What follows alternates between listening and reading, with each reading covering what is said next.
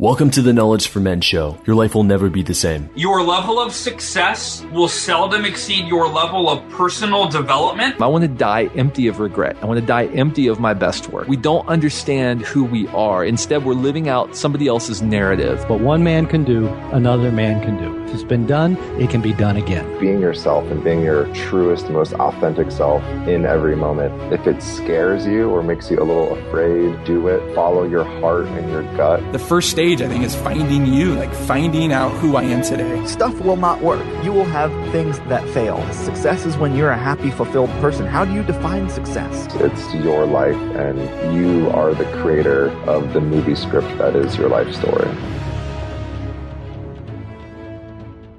So many of you over the last 3 months have been asking me questions through email about not just becoming a stronger grounded man, but also about how I built my online freedom business. You see, I used to be broke, sleeping on my brother's couch with only $15 to my name, to now having a top-ranked men's podcast on iTunes. I'm a 3-time Amazon bestselling author. I sell out events where men come from around the world to attend my powerful trainings, and I'm working with amazing clients one-on-one. I share exactly what I would do if I was going to start over in this free training on becoming an influencer at kfminfluence.com. Again, that's kfminfluence.com. This will get you in the game, save you thousands of dollars and hundreds of hours of trying to figure all of this out on your own. This is the stuff people charge for, but I'm giving it to you for free at kfminfluence.com. All right, guys, welcome to the show. I'm here with Dr. Ernhard Vogel. He's a teacher of self-realization. He helps people live more meaningfully and helps them meditate. He's been doing this for over 45 years. He's the author of The 4 Gates. Dr. Ernhard Vogel, welcome to the show. Well, thank you very much.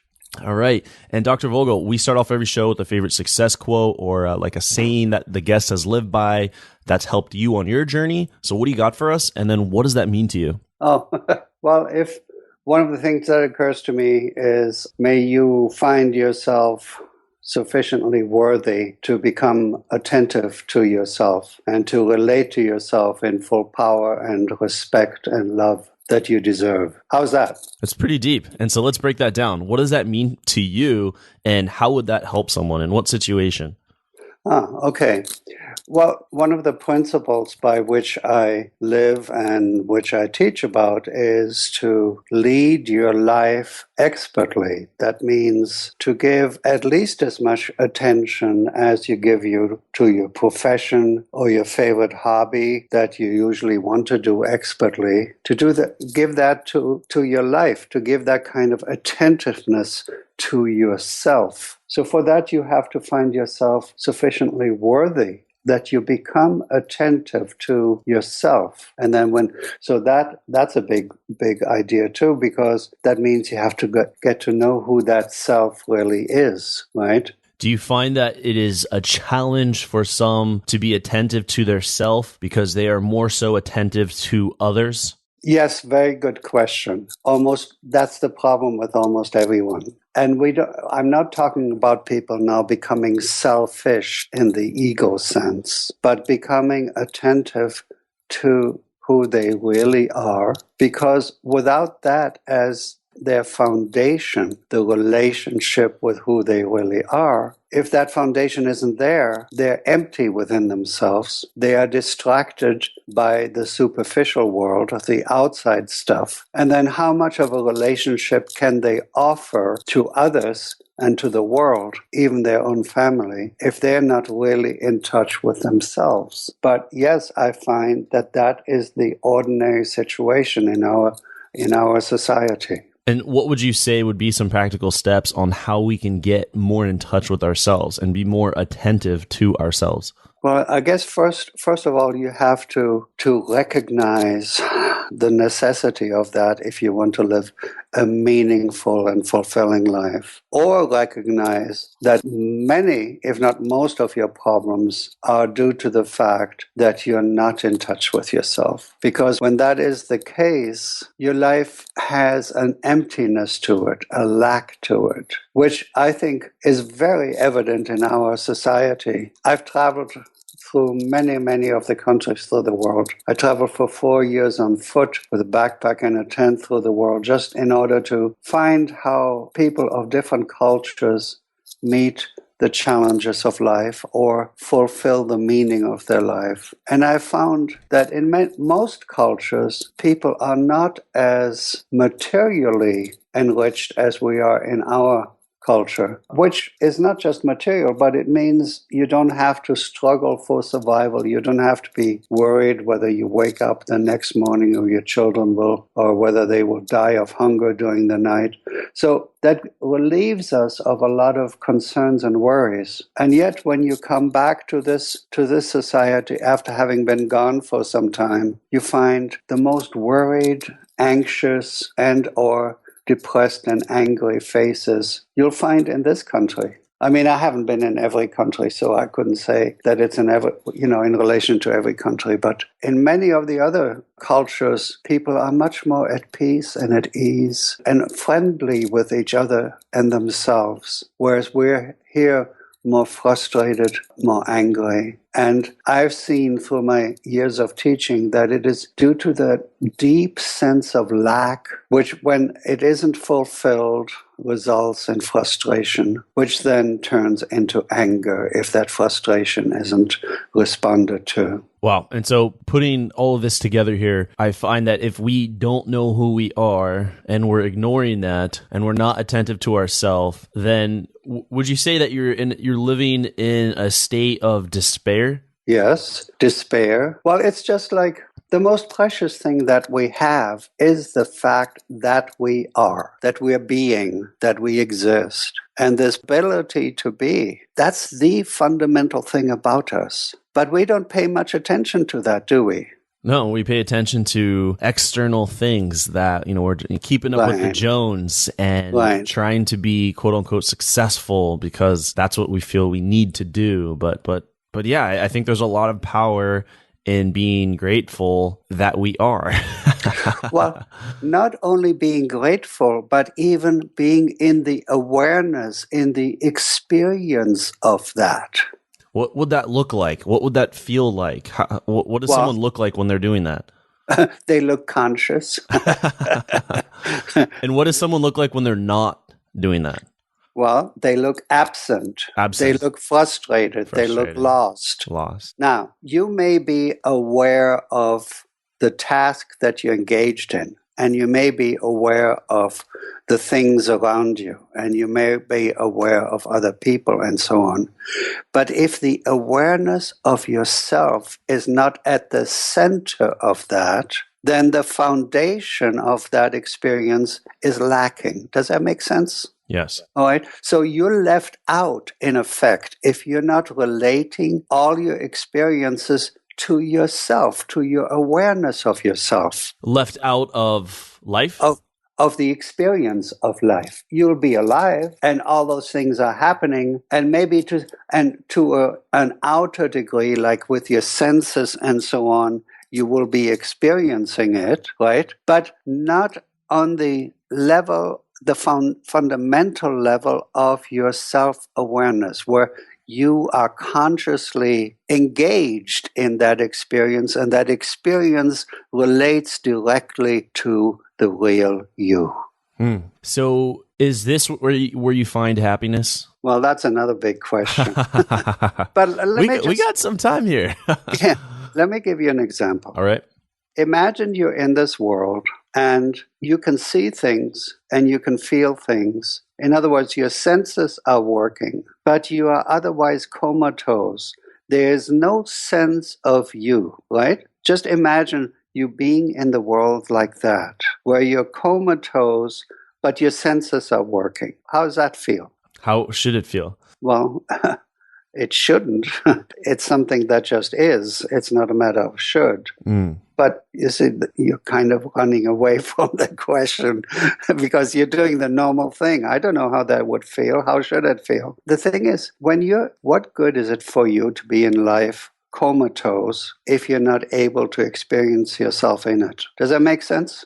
Yes. Okay. I mean, So comatose meaning unconscious, meaning like asleep or zombie. yeah, right. Like a zombie, not like a sleep is something, there's some satisfaction in that. But not being as a zombie is very frustrating. It's horrifying. That's why we use zombies in horror movies.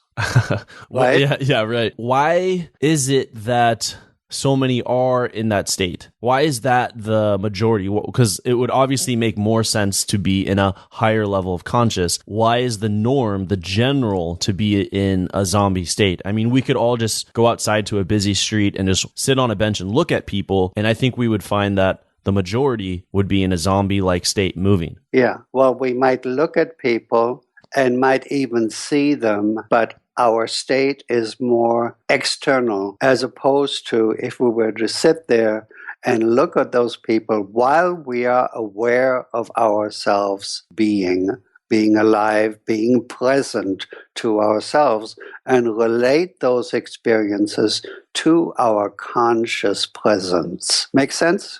What would be the reason for someone who's listening? They're like, wow, like this is really enlightening.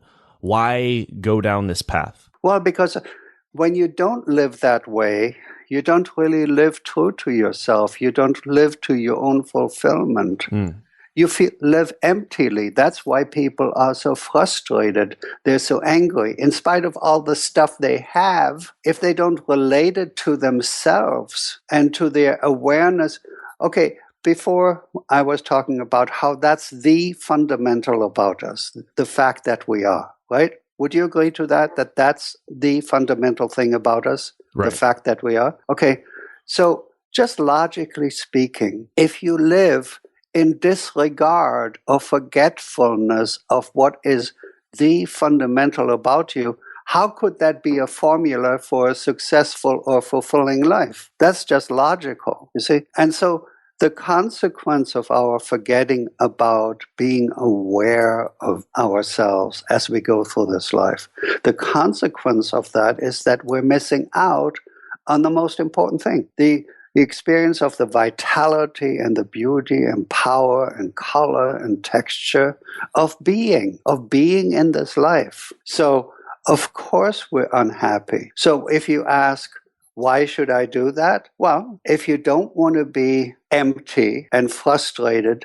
and scared, because this is very scary to be that empty and that left out. If you don't want to be that way, then you do want to do something about that. That's the most important thing about you. Fundamentally, everyone wants to be fulfilled. Think about that for a moment. Do we go through life trying to be empty and frustrated and so on? No, ultimately, our actions are for our fulfillment. Wouldn't you agree? I absolutely agree. But why is it that path for so many can sometimes feel like you're in what is it, like the rat race, or the hamster wheel, where you never achieve it, but you keep trying? Well, because, and that goes with your previous question, why is it so in our culture that we've forgotten so much? It's because we are so distracted by the outer stimuli upon our senses. That is the most superficial thing about us, our sense experiences. This is not a judgment, a value judgment. It's just that the sense experiences are more instant and immediate for us than the experience of the deeper beingness within ourselves. And that's due to the fact that we have been conditioned that way for all of our life, to be more in relationship with what happens to the senses than with what happens within us and about us. So in our culture, there is so much more material to be distracted by. And I'm not saying that we're the only culture who are like that. I think most of humanity is like that. It's just that in other cultures, there is still more attention toward the awareness of being in this life, because there is not that much distraction yet, and there is a long history of knowing better than just to live by those distractions. And I don't think the media helps being, I think we see, what is it, over 100 advertisements it was like every hour or something. There's everywhere we look. TV is basically advertisements. I even have advertisements in this podcast. I have, the media advertising. You look out on your phone, social media, it's basically fueled by the advertising. And it's all designed to get your attention. And, your attention is what companies want. And when our attention is elsewhere, I think that's a part of the problem when we're not, as you say in the beginning, be more attentive to ourselves. Exactly, Andrew. You said it very well, as our attention is by design attracted to other things, And so the concept of being attentive to ourselves, people often protest. My students, when they first come into my program, they say, well, I'm a mother and I need to be most attentive to my children. That's a good one. Or even a father who needs to be attentive to his wife or his children too. Right. But how good is your attentiveness when it's based on distraction and internal emptiness? What do you have to give? You give of yourself most of all, by your way of being. As a parent, you teach your children not just through words, but by the way you conduct yourself in your life. Any parent knows that from experience if they're conscious. So, do you really want your children to learn how to disregard the fundamental and how to be distracted by the superficial, how to disregard themselves, not value themselves, not be attentive to themselves? No, you don't want to teach that to your children. Well, then you must become attentive to yourself to model that for your children. Is it a distraction if it's your kids and wife, where maybe there could be another word here, because that is a man's duty. A big part of his being will be to ensure the safety and success of that household. Right. No, I don't see that as a distraction if it is done in a way that really works. Okay. If it's done in the way where you are attentive and give your children your attentiveness in the awareness of yourself, not in the awareness of the superficial distractions, right? Yes. So, yes, of course, that's, I think, the most important duty that we have. And for me as a father, that has been and is still the most important thing that I need to take care of, besides myself, Yeah, that's good. And I'm glad we hit that point. I want to touch on another point now, which is those who are listening to this show for the purpose of improving their professional success, financial success. Sometimes when I have these conversations, I sometimes feel that, maybe I don't really need to keep pushing myself so hard every day. And I actually have everything I need to be happy today. Do I need to pursue this professional endeavors? What is the relationship? Where is the balance? Okay, very important question again. If you really want to be successful instead of falsely successful, right, there's a difference. Because so many times people decide what they want is some outer success. Like, okay, I want to be a leader in my profession. I want to make a lot of money. I want to have a really solid bank account. I want to have such and such house and car and such mate who looks such and such. Right. Well, if they are aimed at the forgetfulness of yourself, they thus lose or don't have the foundation. What happens is that somehow you end up sabotaging yourself. And everybody knows examples in life who sees people who were successful for a while and eventually just start doing things that just don't make any sense, that are against themselves. Are you talking about drinking, drugs, or what do you mean? Innumerable means. Okay. Drinking and drugs, yes, but even subtler means that we can't identify that easily. Okay. But drinking and drugs are often popular means, yes. So the thing is that there's the inherent beingness in us demands that we are attentive to it and that we relate to it. And if we don't do that for X number of years, then somehow it sets up where our mind and feelings and emotions start to act in such a contrary way to us that we sabotage ourselves. Look, to me, one of the prime examples, Howard Hughes. I don't know. Maybe the younger people don't even remember. The Aviator was the movie about Howard Hughes with Leonardo DiCaprio, for those who are, okay, just to connect that. It's a great movie, and continue on. I know this story. Yeah. So he was a multi-billionaire. Mm-hmm. Yeah. You know, I think he was married to Ava Gardner and many other very successful women. Yeah. Very, very super successful. He was at his time, I think, the richest or one of the richest men alive.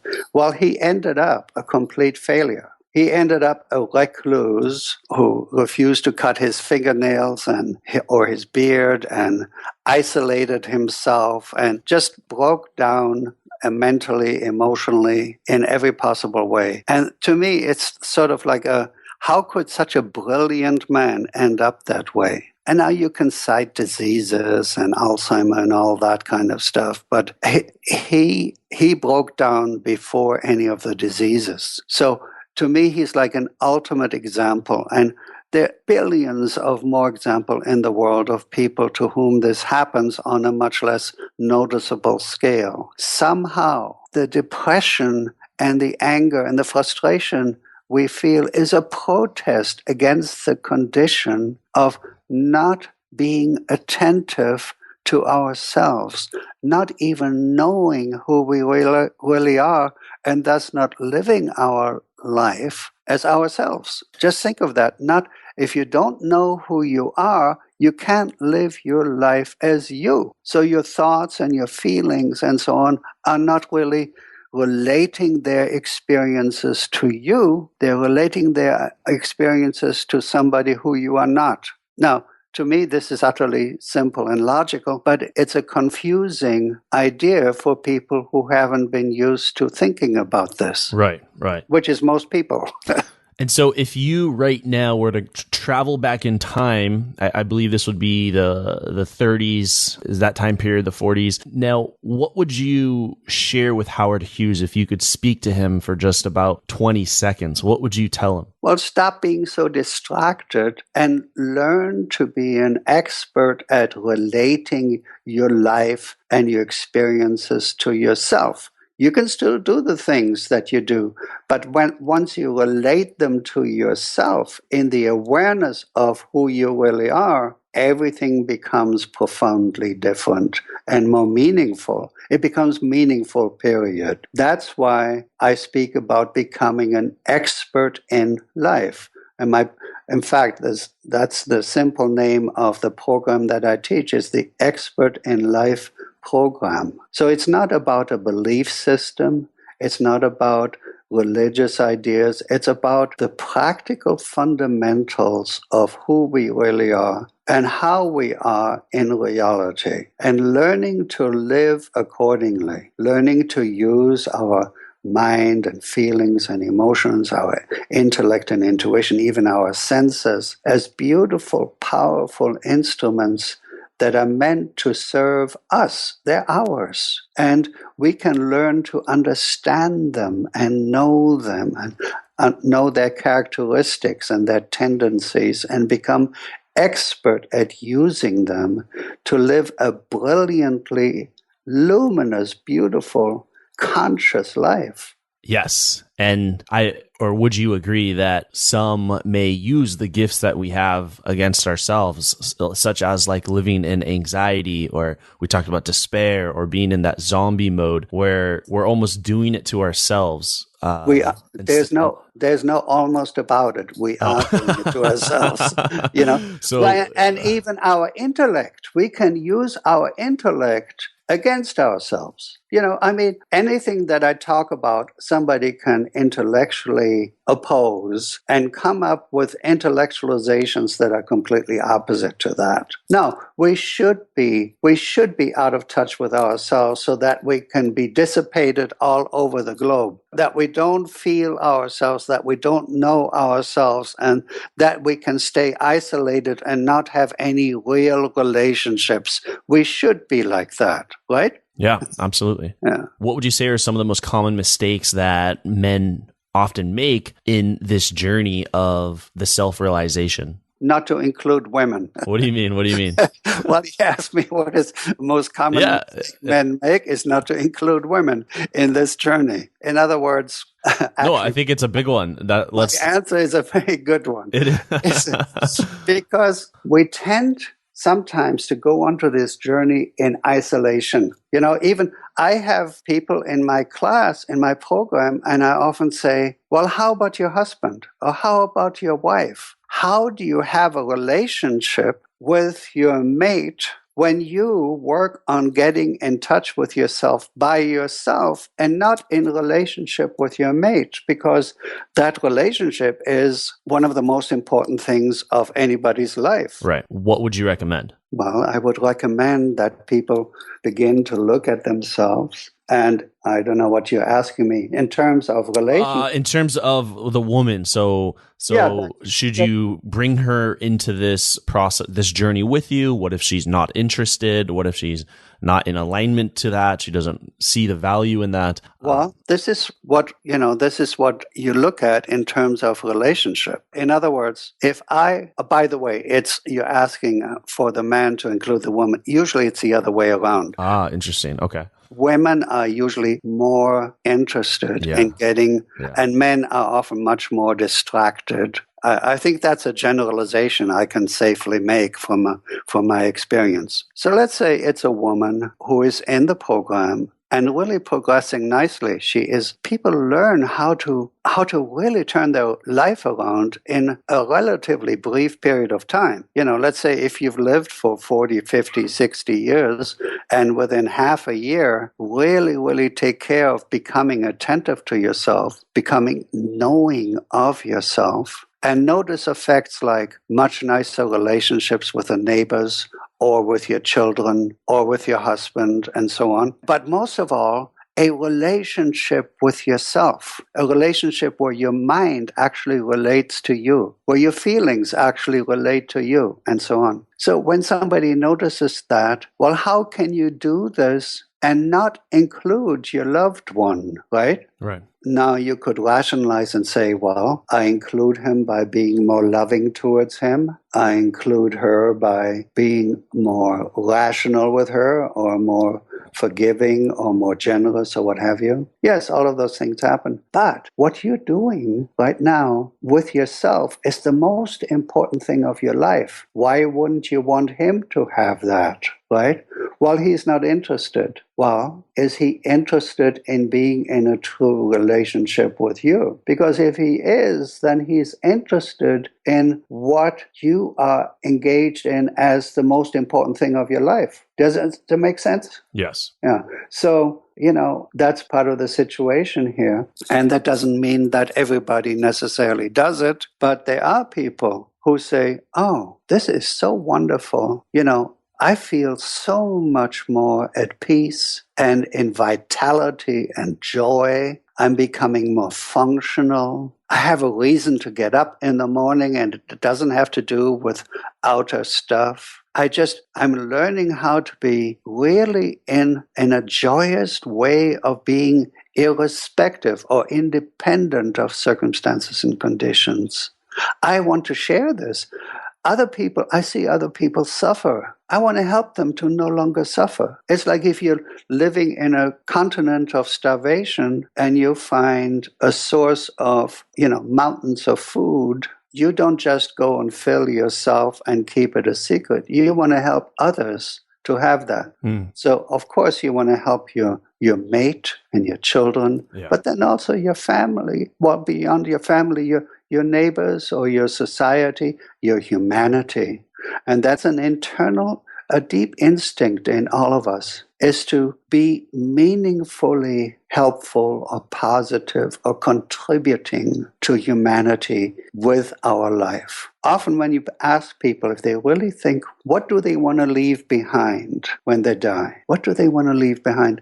A lot of people say that I've made a significant positive impact on humanity. And this is how you can do it, is just first by learning how to live a life that is fulfilling and meaningful and has reason to it, has fundamental meaning to it, and have that addressed and fulfilled.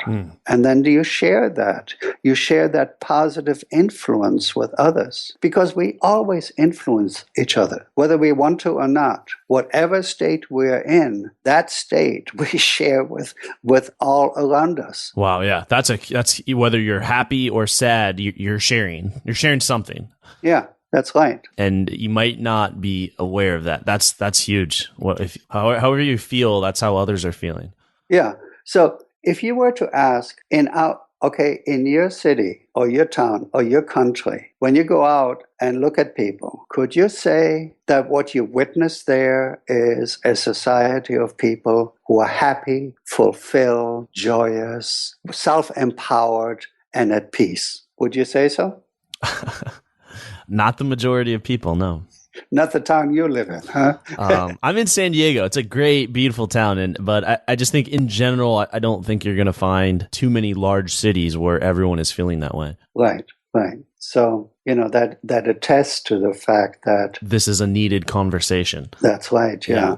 This has been a powerful episode here. I want to dive a bit deeper and go into the knowledge round. I'm just going to ask you a few more rapid fire questions before we close out the show. Are you ready for the knowledge round, Dr. Vogel? Yeah, sure.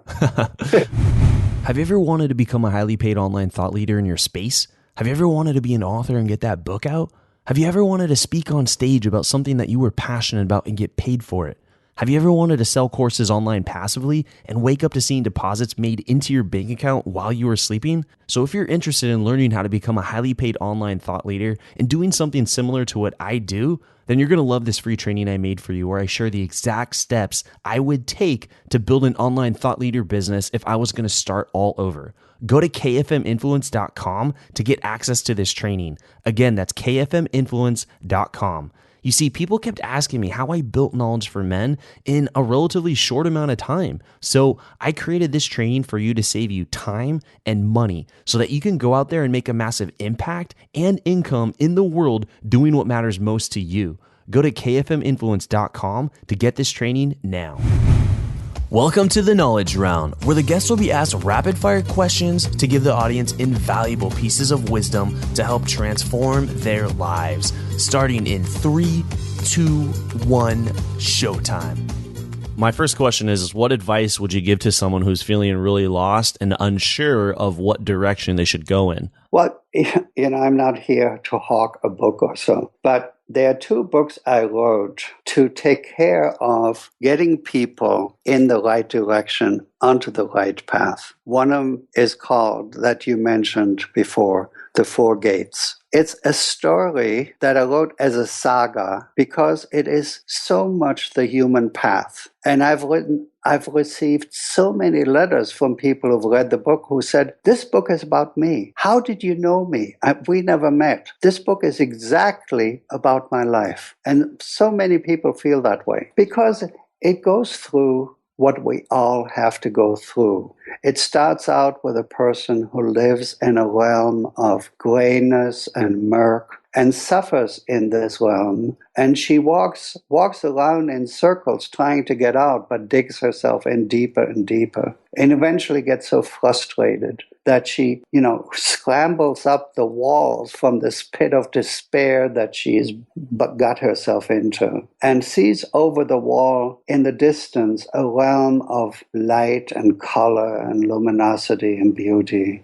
And that inspires her to get out, scramble out, and then wander to that realm. And when she gets there, she doesn't know how to get in. And then somebody from that realm appears, and she says, how do I get in? And he begins to answer her by taking her through a dialogue by which she learns all of the lessons, how to get into the realm, and through the 4 gates that lead her through the 4 stages of development, through knowledge and action and being, towards the very core of this beautiful, luminous, royal realm. So it's like a beautiful story told as really a guidebook to the path to fulfillment for every human being. And people love it. So I think, and anybody can read it. It's written in very, very simple terms that anybody can understand. And people say it's a life changer. So now, I'm not saying just reading this book will do it. No, this can give you the beginning of a direction, because then you need to do something about it, not just read about it.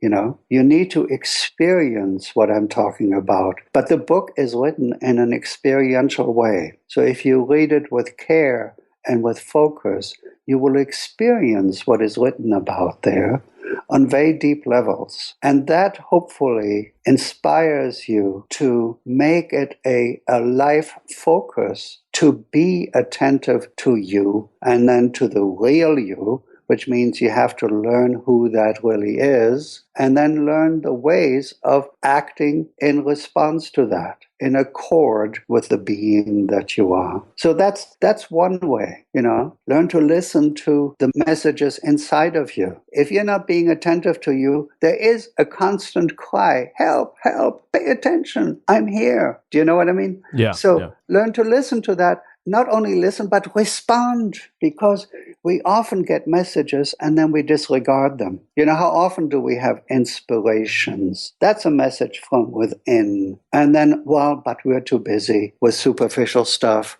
that is guaranteed to frustrate and keep us empty.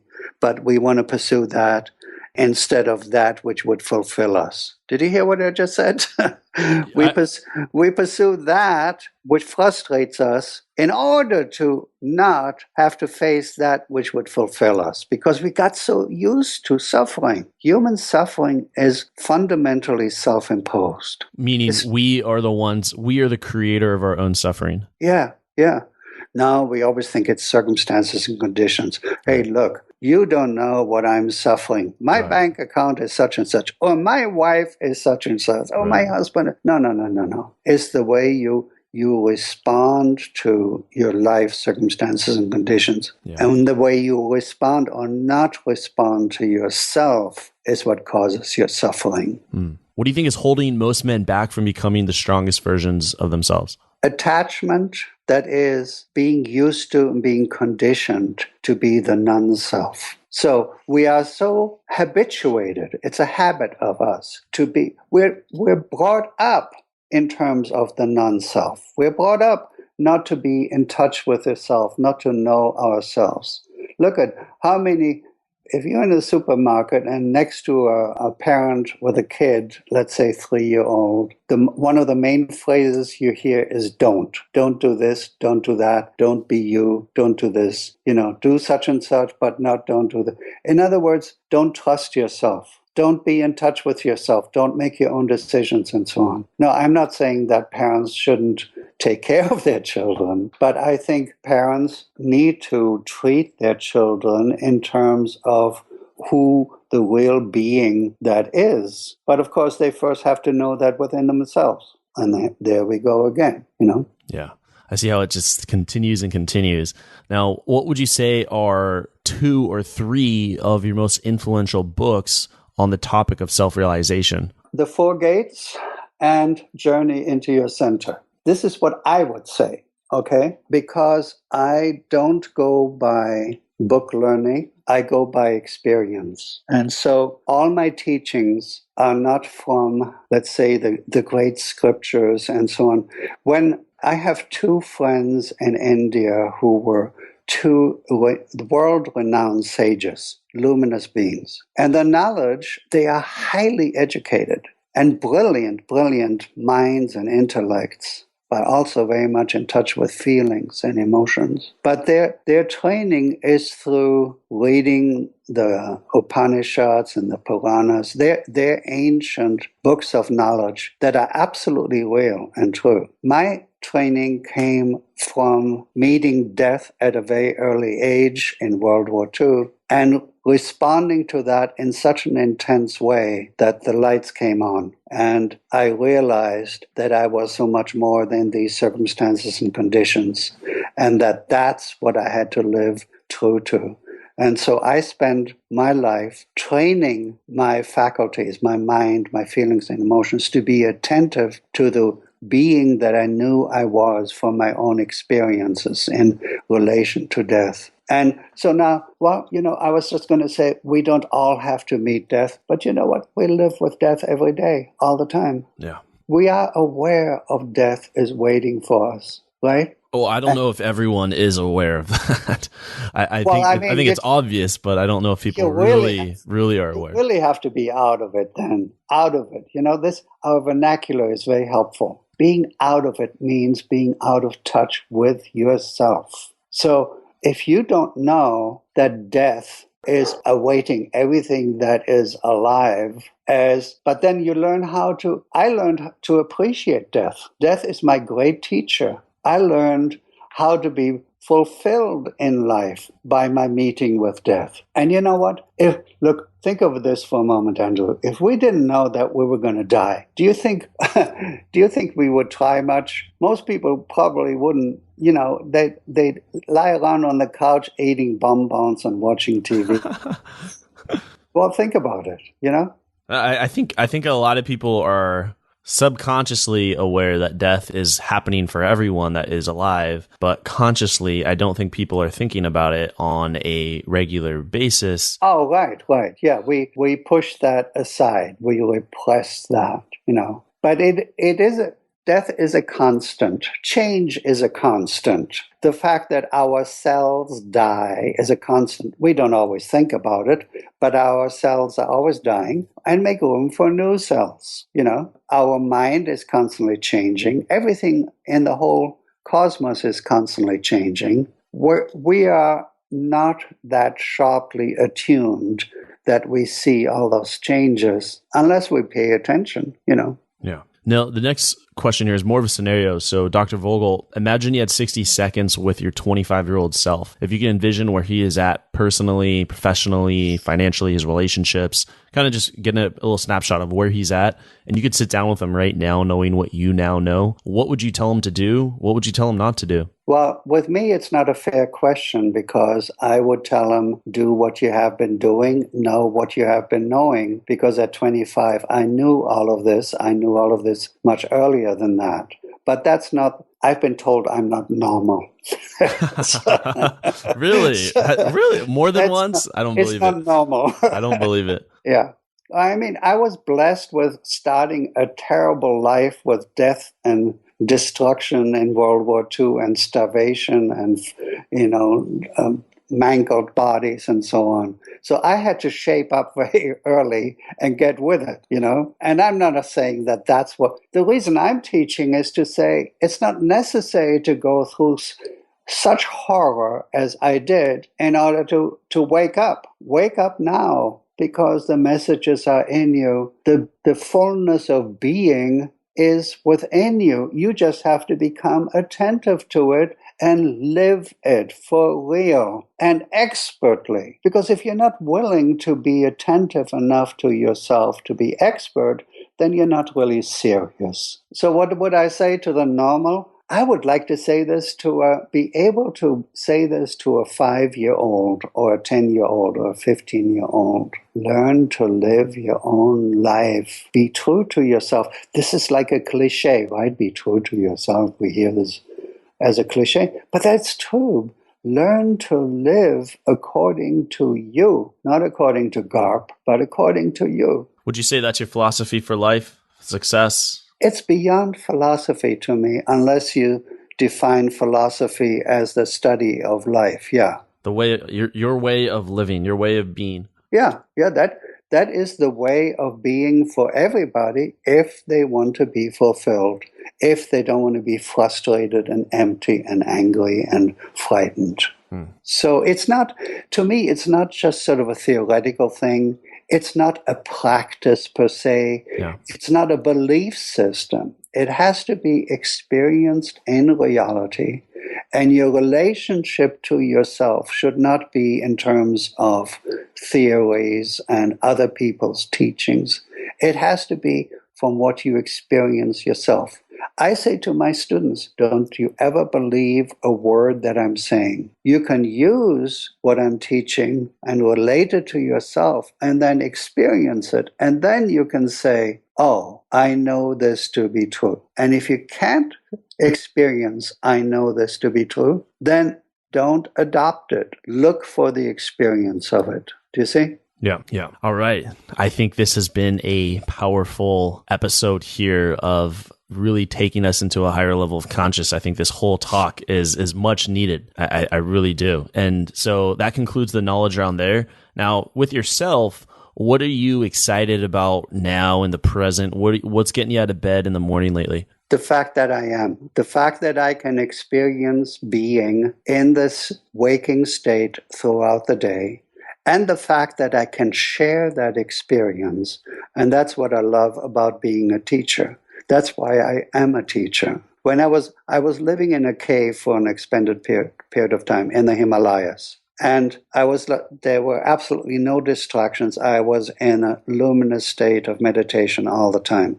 We should have talked about meditation today too, because that is learning how to be, in a way, focused on the experience of ourselves in truth, in reality, with continuity, and free of distractions.